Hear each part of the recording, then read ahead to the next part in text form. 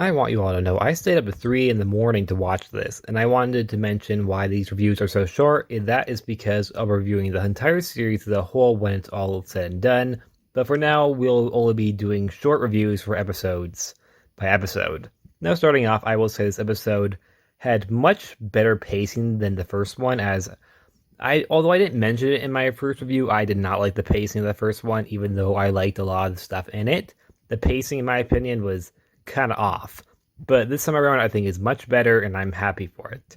This episode starts with probably the best thing from the comics, and that is Jen versus She-Hulk. I loved how she loses the case and is fired because she has powers, with her powers now affecting her personal life, professional life, and family life. Well, we of course don't have superpowers. Well, I don't think any of us do. Leave down in the comments if any of you do. But this is something I think a lot of people can relate to.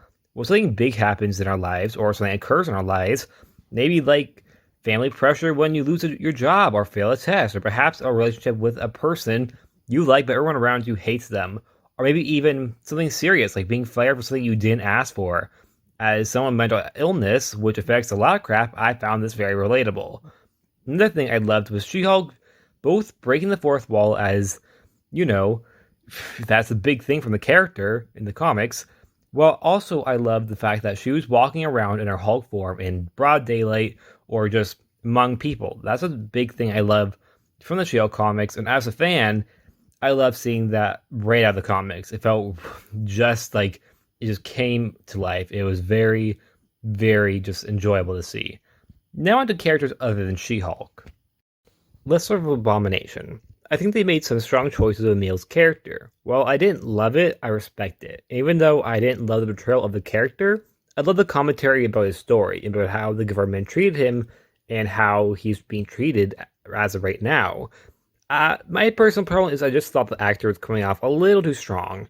I didn't dislike his character or the actor in any capacity. That's not hate, by the way. I just think that he needs to soften his acting a little bit. He's coming off, I think, way too strong and way too dramatic. I also thought Nikki had some great lines. Well, yes, jokes. She made some good points, but like how Jen can afford the new wardrobe. I also really like seeing Jen having a best friend in the series, because in the comics, she's always had a lot of friends, all of who are usually superheroes. So I'm a little disappointed that it's not a superhero who she's best friends with, but either way, I'm still happy to see her dynamic with a friend carry on to the show. As in the comics, she usually has a lot of friendships with characters like Spider-Man, Hellcat, Jack of Hearts, Iron Man, etc. Augustus, played by Josh Sergey, who although didn't have many lines, I still wanted to mention because I love Josh Sergey as an actor, and I really hope he has more to do in later episodes. I also found it really funny seeing him play a more comedic role, as I've only ever seen him play much more serious roles. So it was kind of funny to see him make jokes when in other series I've seen him in, he's trying to murder people. And of course, the big thing was that what's happening with Bruce, and that is he's going back to Skaar, or in the Skaar ship at least. A lot of people think that Skaar is coming, which I didn't think he was, but I'm going to say he definitely is now, because why else would he be in a Skaar ship? And personally, I would say I, myself, am not the biggest Skaar fan. I've always found him not necessarily bad, not necessarily a bad character, just I'm just not a fan of him. But I'm still up to see him in the MCU. Also, I have to say that the CGI at the end was really, really bad. I'm sorry it was distractingly bad, and I don't mean to sound mean or overly critical. I just really didn't like the CGI at the end of the episode. And that's it. I really enjoyed this episode, and I really hope to see more of what I liked in future episodes. I want to see more Josh Sergey. I want to see more She-Hulk and Nikki's friendship. I just want to see it all. I want to see Skaar. Even if I'm not a big fan of Skaar from the comics, I would love to see him in the MCU.